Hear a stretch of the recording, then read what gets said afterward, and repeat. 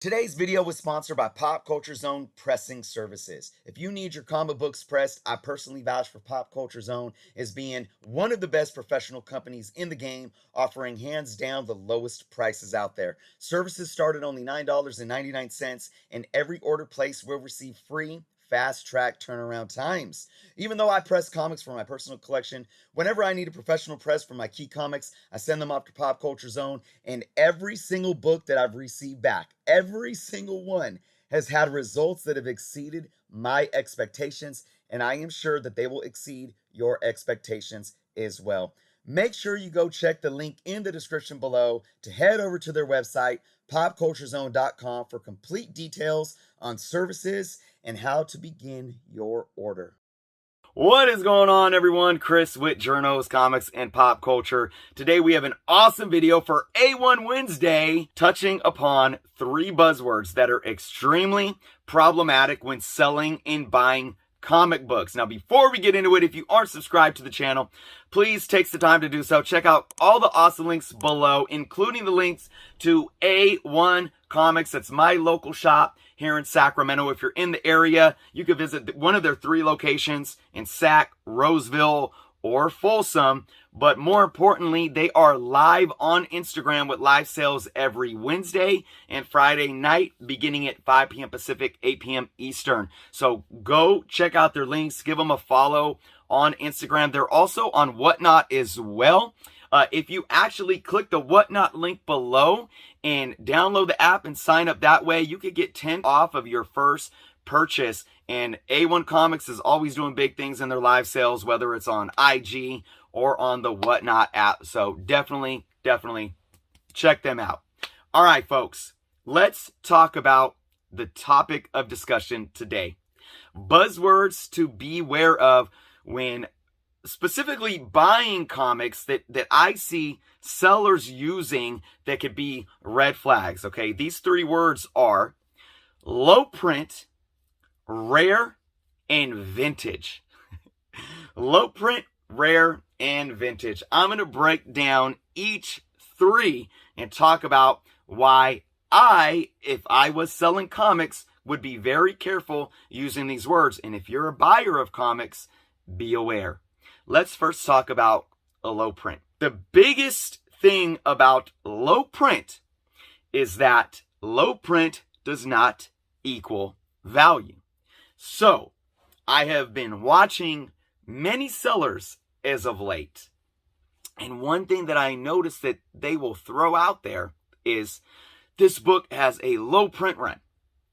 That's great, but when you take that out of context, it can kind of mislead a potential buyer, because low print run doesn't equate to valuable. So there are a lot of reprints or even second or third prints that have a smaller print run, but ultimately are not more valuable than, say, the first print of that issue or any comic in comparison to the one that they might be selling. So my advice to all of you is to make sure that you do your research on any specific book that a seller might be selling and declaring it as low print run. There are books out there that, because of their low print run, they might command higher than cover price, or there are even some second or third prints that, because of the variant of the cover or because of their print run, might be worth more than their first print counterpart. But again, this is not the standard. These are rare occurrences these are outside of the norm of how books actually work in terms of the value that they command. So again, beware of low print run. It does not mean that you need to have FOMO and be reactionary to say, oh, it's a low print run, I need to buy this book for X amount of money. Do your research, folks, okay? Next up is rare. This buzzword is one that goes outside of comic books, and it's similar to the first one. Rare does not equate to valuable. It doesn't. There are so many things that are rare that are worth Nothing. Look at Beanie Babies for an example. Those were a craze, right? And there were some that were produced that were more rare, like there were like certain like US exclusives, or like I don't even remember. This was like, over 20 years ago now, right? But just because those are rare, now you could probably find them at Goodwill stores and nobody even cares about buying them because there's no demand. Rarity only equals value when there is a demand for it. Okay? And I've said this before with comic books. If you think about supply and demand, because that's what it boils down to, your supply is what's available on the market at any given time. So there is a rare book, that means your supply that's available is going to most likely be scarce and small, limited, right? But in order for there to be any value there, the demand still has to exceed the available supply. So if there's a rare comic book, and you can even use this for the first example, low print run comic book, and there's only a dozen of them on the market, let's say. If only 2 people want them, there's going to be a very, very low price associated with that item or that comic book, because if only 2 people want them and 12 people are trying to sell them, there's going to be probably 10 people that aren't going to be able to sell their comic book. So there's going to be most likely a pricing war, and not a good one, not a pricing war where it's competitive and the prices start going up, but a pricing war to where, they're going to start dropping their prices because the 2 buyers are going to really be looking for, who's going to sell it to me at the cheapest. You can't move a product if there's no demand. So if it's rare, it doesn't matter if nobody wants it. There could be a book, a comic that has a 500,000 print run, right? And say 500,000 of them are on the market all at once. If more than 500,000 people want that book, the price is going to shoot up because the demand exceeds supply. That's what it all boils down to, folks. Supply and demand. Don't get caught up on rarity, or even scarcity, because rarity and scarcity do not matter if the demand does not exceed the supply available on the market. All right, last buzzword of the day, folks, and I saved this one for last on purpose. Vintage. Vintage. If you're a seller and you use the term vintage to sell comics, I say this respectfully. I really do. I'm not trying to take any shots. I'm being honest here. If you're a comic book seller and you use the word vintage, I'm going to assume 2 things. I'm going to assume either 1, you are not that knowledgeable of comic books, or 2, you are very knowledgeable and you're using it as a buzzword to potentially swindle or just sell your potential customers. Now, I don't know if I want to say swindle, but, that may be a little bit harsh, but you know what you're doing. You know what you're doing by using the word vintage. We live in an era, let me see. I could pull this book up right here. And I've seen this, and I've seen it recently. This book is from what, 91? Yep, 91. I've seen books from this era be called vintage. Now, is that wrong? Well, if you look up the definition of vintage, I don't know if there's an age limit on it, but this book is 30 years old. So essentially 30 years ago, man, I mean, that's vintage, folks. It really is. But vintage, again, does not equate to value. This book is worth like $2 maybe. Maybe it's in the dollar bin, depending on the grade. There's no value in this book really at all, for the most part. Calling it vintage does nothing. Okay? I've seen sellers call books like this vintage, and in the same breath, they'll call books like this vintage. Now, as a seller, how would I describe these? I'd call this an early 90s or late Copper Age book. And what would I call these? Bronze Age. So let's go back to what I said. Now, of course, there's more value in these books than there is this, simply because of their age. These aren't necessarily key books or anything like that, but because they are Bronze Age books from the late 70s, this is 1980, and because this is a Copper Age book from the early 90s, and they're not keys, these still hold more value than this book does, right? But this is the problem.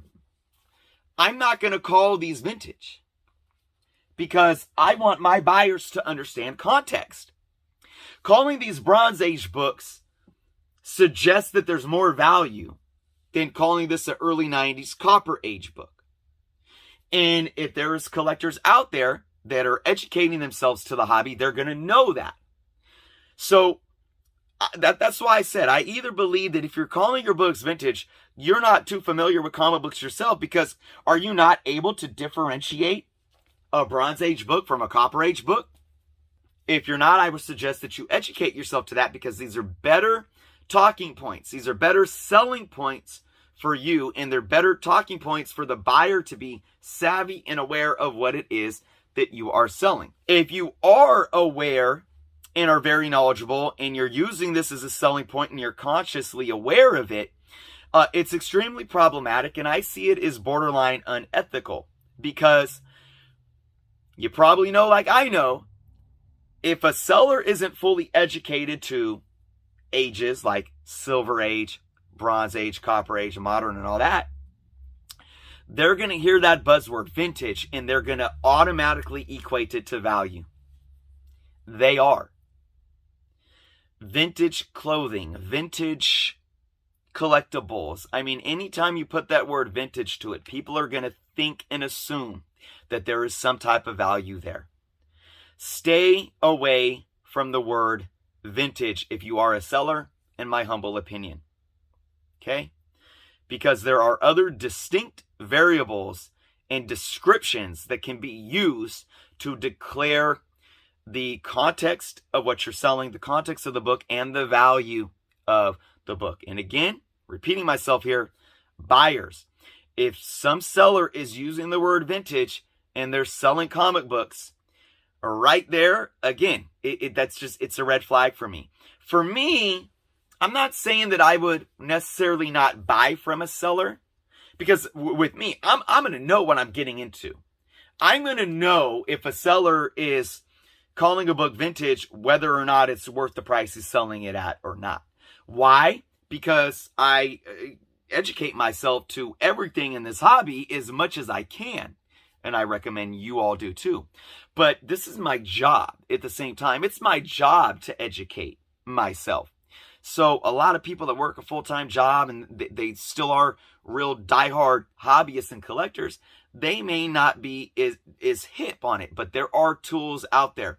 And before we end this video, I'm going to give you guys some tools that you can utilize. And I've talked about these tools countless times in the past, but we're going to do it again in this video. So let's say you're hanging out watching a IG live sale or a Whatnot live sale or a Facebook live sale. Because these are probably sales where you're going to hear folks use buzzwords. You know, if you're walking through an LCS, you know, you're looking at books that don't have a seller saying, okay, next up, you know, you might go talk to your LCS employee and they may say, oh yeah, that's a vintage comic. So that, you know, you can learn in those situations as well. But hypothetically, let's say you're watching a live online sale. What you could do, you may be watching it on your phone, you may be watching it on your computer. I always recommend having a secondary device with you. So if you're watching something on a laptop or a tablet, have your phone. If you're watching it on your phone, have a laptop or tablet. And during the sale, and I know it's tough because sometimes, especially with the Whatnot sales, sometimes they only leave 30, 45 seconds for the auction. But hey, have your phone by you. Look up eBay. Look up eBay sold. Okay. And again, eBay sold is not an end-all be-all to fair market value, especially when looking at conditions of the price. So, for example, I might have this book right here, and it may be a very fine near mint condition, and I'm selling it for $10. And then you look on eBay sold and you see some for $2 or $3 and you're like, oh, you're overpricing your book. Well, no, those books that you're looking at on eBay are like low grade, or vice versa. A seller may have this book really, really beat up and they're selling it for $19. Or excuse me. Yeah, they're selling it for $19 and then you go on eBay and you see high grade selling for $14, $15. But you're looking at their book and you're like, you know, that I'm going to pass because your book isn't even close to what's selling on eBay. So you can still use it as a reference, even though it's not an end-all be-all. Another thing that I highly recommend is CoverPrice, coverprice.com. CoverPrice.com has actual real sales data. And the more you use CoverPrice, the more you can get used to looking at that sales data. You can use some of CoverPrice for free without a monthly membership. I am a paying member myself, though. There's different tiers, so you know, if you're constantly buying or wanting to look up values, it's definitely a solid resource. Another source that you can use if you're buying graded combo books a lot is GPA. I'm not a member of GPA as of yet, just because I don't deal so much with graded books. But there are a lot of resources out there. Key Collector app is a resource for knowing the books. You know, if somebody says, oh, Avengers 205 up for sale, you can look at Key Collector and see if there might be a first appearance or anything going on in that book. But I've noticed that Key Collector's values aren't always necessarily up to date. But again, no matter what source you use, be educated and be aware of these buzzwords, folks. It's just going to allow you to be, more confident in your decision making with your purchases. And the more educated we are as buyers, the more we're going to be able to hold sellers accountable as well to, being transparent, being ethical. And the more we're going to allow the market to reflect healthy prices for the comic books that we love and want to collect. So that is my video for today, folks. Thank you all so much for watching. Please leave your thoughts in the comments below. And of course, again, check out A1 Comics. It is Wednesday, so check out their live sale on IG tonight, 5 p.m. Pacific, 8 p.m. Eastern Time. I do want to send a reminder to everyone too. 9,000 subscribers. We hit it. I'll probably be announcing a giveaway by the end of this week. So thank you all for watching. Be well, and until next time.